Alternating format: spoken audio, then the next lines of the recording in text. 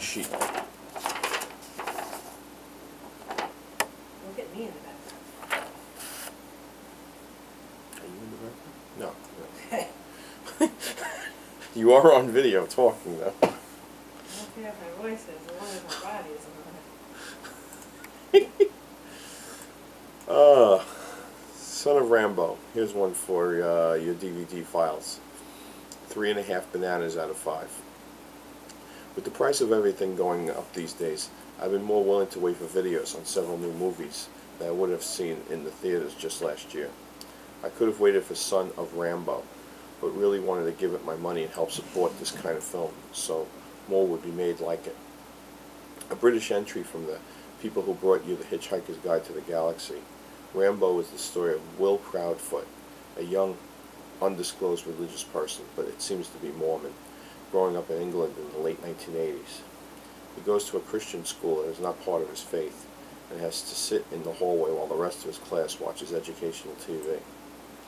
Played by a younger Freddie Highmore lookalike named Bill Milner, young Will is cut off from the world and the enjoyment of life, and falls under the spell of the school bully, Lee Carter. When they both get in trouble for a fight Carter causes, Carter works his con-man charms on the gullible Will, and a bond forms, if not exactly a friendship. Carter, played with great tough charisma by Will Poulter, films and duplicates cinema films on VHS tapes and gives them to his obnoxious older brother to sell. His most recent acquisition is the original First Blood. When Will overhears and eventually watches the ultra-violent classic, he is immediately swept away. His repressed little soul soars as he imagines himself as a young Rambo. He doesn't even know how to spell the real name, spelling it R-A-M-B-O-W, out to save the world. With Carter's video camera and considerable skills at movie making, and Will's strong imagination, they decide to film their own sequel to Rambo. The no-budget guerrilla filmmaking these two auteurs pull off would make any independent director proud. In one scene, Will, as Son of Rambo, jumps off a swinging rope into a lake for the camera, only to start flopping around and really scream that he can't swim. Lee, as both director and Colonel Troutman, has to jump in and save him. It makes for great footage even though it wasn't planned. Having done something like this myself in high school, it is amazing how much fun it is for you and your friends to create a movie. No matter how cool young men seem to be, they become playful children if the camera is on them. The land of make-believe is a powerful place.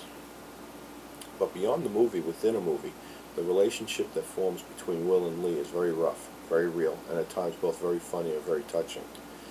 At one point, Lee is sitting on the school half-hallway floor, bouncing a ball off the wall, much like Steve McQueen in The Great Escape. Meanwhile, Will is hiding behind a desk, hoping Lee won't bother him. When he finally peeks out, the ball is coming straight for his head and bangs right off his noggin. It had to hurt, but was still funny as hell. What isn't funny is the portrayal of the strict religious sect that Will belongs to. Religion can be filmed in a wondrous way if it's about pomp and ceremony and finding your spiritual self. But when it's about repression and forcing people to turn away from their real selves, it paints a dark and ugly picture. In this kind of environment, you root for Will to fight back and even lie about his whereabouts to his mother, because it is the only way he can live his life. The introduction of French exchange student Didier Revol and his posse is a little Hollywoodish, but the idea of a kid with this kind of charisma taking over a school is based in reality. I love the reaction to him by his fellow French classmates. Bill Milner has a future based on his performance in this movie. Cheers from the Freditor.